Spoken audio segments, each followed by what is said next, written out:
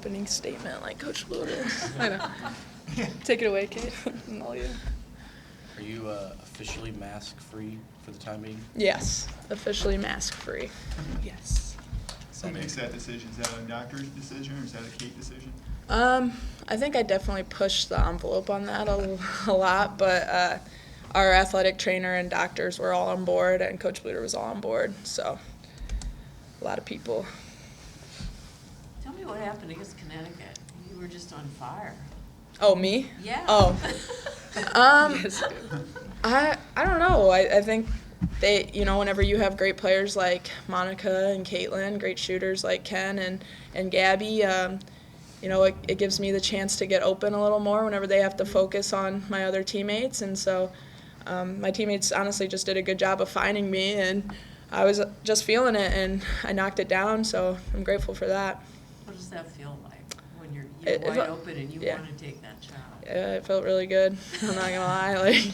It did. Whenever you're making shots, I think everybody wants to make 100% from the three-point line. I don't know who doesn't. So it obviously felt good. I was just glad my teammates could find me. I'm sure you're not into moral victories at all, but what did the UConn game do as far as giving you guys confidence, knowing that maybe you can play with these teams? Yeah, I think it's great to have that sort of competition earlier in the season. It definitely helps us figure out what areas we need to work on, and I think it also can help build confidence in a lot of different areas. I think it really shows that our team, can be extremely cohesive. Anyone can have 20 points a game, so I think that also makes our team even stronger. Kate, do you notice a pretty big difference with and without the mask? I don't know. I just go out there and play. That's all I do. You look at this game tomorrow, and could definitely be one that, maybe March down the road, if you get a win, kind of stands out and makes that resume look a little better. Just how big of an opportunity is getting a team like NC State in here tomorrow? I think every game is a great opportunity for us, no matter the opponent. Obviously, they're a ranked team, but we don't look at it that way too often. We just want to focus on us, and we just want to keep the pedal to the metal right now, and keep working hard. They're obviously a great team, and we're excited to play them, but we're just going to play Iowa basketball, and I think that'll help us. Go ahead. Just how excited were you guys for this stretch of the schedule where I think you guys play 6 Power 6 teams in a row? There's bunch of ranked teams on the schedule, a lot of big games. How much did this, maybe 2-week or so stretch really stand out when you guys saw the schedule come out for the season? Yeah, kind of like Kate said, it's obviously these are amazing teams coming up, but we want to just play our game. It doesn't really matter the opponent, I don't think. But to us, it's just going out and doing what we can do to get better, especially at this point in the season. And I think that these games, like I said, will help us down the road. So, McKenna, do you feel like this year is sort of different for you? In terms of your production, in terms of just the way you're playing? I just want to go out and help any way I can. I feel like that's always kind of been my mentality. Any way that I can step up in any game, either it be more so defensively or offensively, and just kind of playing, the game that I know. And I think that, this year is a special year like any other year, but I think that we have so much potential as a team, and it's just exciting. So. McKenna, your last trip to Madison Sunday, just your thoughts about that? That's always so exciting. Everyone wants to play where they're from, so I'm super excited. Should be a pretty good crowd, and they're a good team this year too. So I'm excited to go there and excited to play. Question for whichever of you wants to answer it. You guys both scored in double figures on Sunday. Gabby scored in double figures, I believe. It's like 46 points not scored by Caitlin or Monica. How important is it to get you guys going to be able to have contributions outside of Caitlin and Monica, so that way you go, if Monica only had 8 points, so that way you can still be in the game? How do you kind of keep your guys' production going into these next few games? Well, I think just getting in the gym and getting up shots, I think that definitely gave us some confidence too, which is really important. You have 5 players out on the basketball court, on the team, so Monica and Caitlin are amazing, obviously, and they're going to step up whenever they need to. But I think it was great to see McKenna and Gabby knocking down shots as well, and Gabby and McKenna played great defense. So I don't know, it just really is a confidence booster, and it's just nice to show like other teams that we can knock down, or like I can knock down a shot too. So it's just other teams will have to respect us a little more too. How excited are you guys for this atmosphere tomorrow night? I'm looking at it looks like a stripe game and, you know, two really highly ranked teams. Do you think it might resemble like a tournament game or something like that? Yeah, well, I think we have the best fans Yeah. in America, We so do. it should be super exciting. And to have the opportunity on your home court, I think Coach Bluder said it's the last Big Ten ACC matchup games this year, so that's super exciting to be able to kind of end it here. So I'm excited. Yeah. Yeah. North Carolina State has some big kids. How do you see, I don't know how much time you've had to look at film of them, but what sort of problems do they present? They're a good driving team. They're good in transition as well. They really like to push the ball, and they love going one-on-one, setting a lot of ball screens. I think we're going to try some different things, and, you know, we're just going to keep being pesky on defense. But they're a really good team, and I think it's a great opportunity for us to keep pushing our defensive effort. Did you see them play Connecticut? No, you're good. Yeah, we've been watching film against them, and Was that sort of weird? no, I mean, I think it's cool. Yeah, they played good competition, and we have a common opponent in there, and so we know what we did against UConn. We know what they did, and so it's kind of nice seeing that, being able to compare. You guys played against Diamond a couple years ago when she was at Rutgers. What are your recollections with her, and what kind of challenges does she present?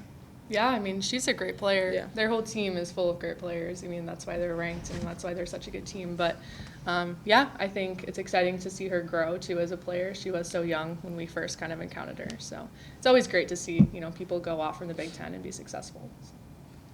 Are the black shoes going to be part of your regular shoe rotation, for you guys?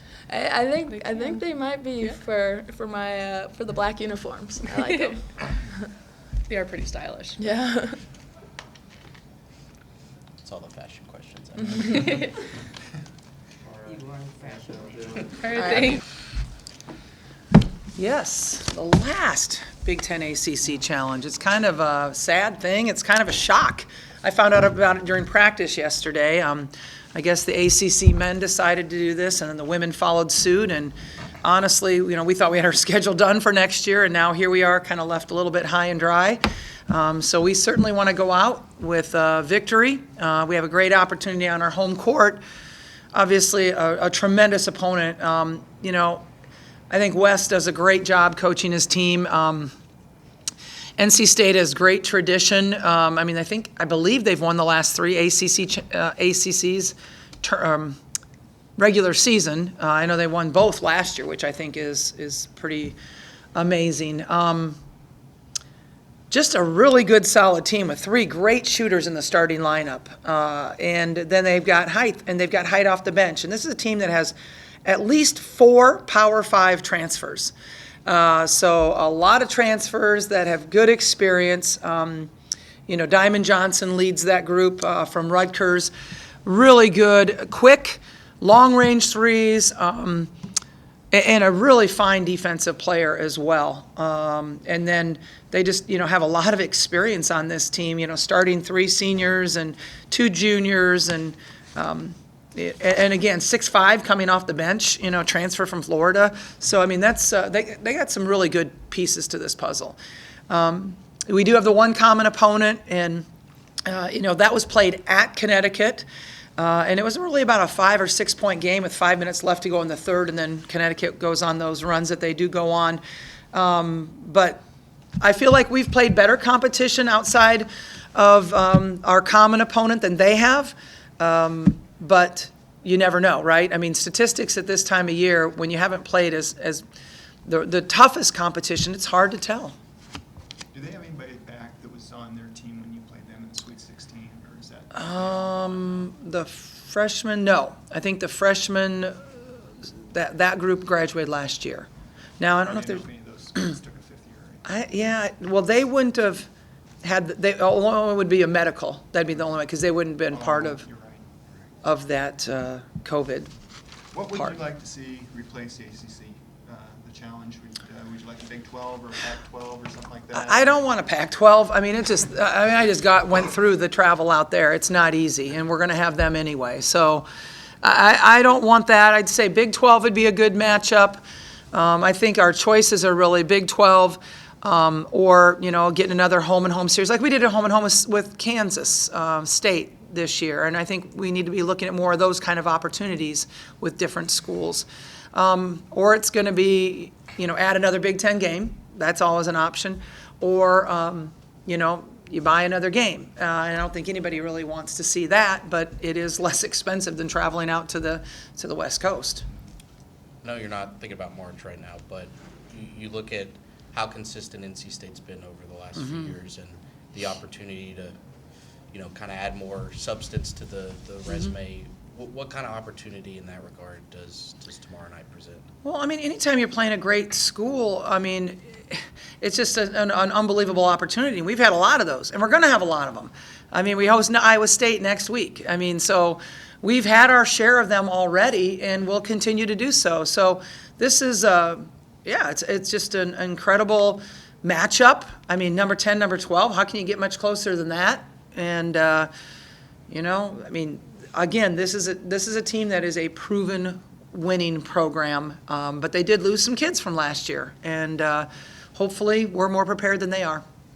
I know you guys have said for a while that you felt like you could compete with any team in the country. How big was Sunday to, not only you said it, but now you were able to prove it, and you could go to the team and say, hey, we were able to compete with, one of the top teams in the country. Is that, a big confidence builder, especially with a couple of really big games coming up?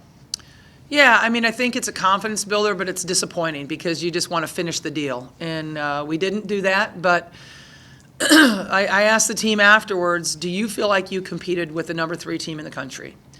And they resoundingly said yes. And, then then this isn't all for naught, right? We've gained something that's going to help us in March and hopefully help us tomorrow.